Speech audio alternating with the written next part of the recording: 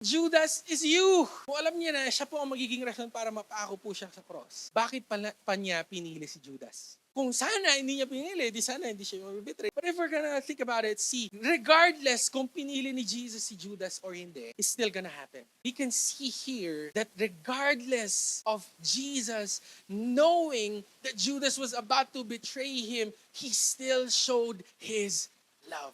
Minsan iniisip natin, galit na galit tayo kay Judas, pero kapatid, Judas is us. Ilang beses po natin binitray ang ating Panginoon dahil sa ating kasalanan. But regardless, He still loved us, He still welcomed us, He still forgave us, He still saved us, He redeemed us, He restored us, and while we were yet sinners, He died for us. And just like Judas, kahit alam na ng Panginoon, winelcome pa rin niya. And kapatid, ganun po tayo kamahal ng Panginoon.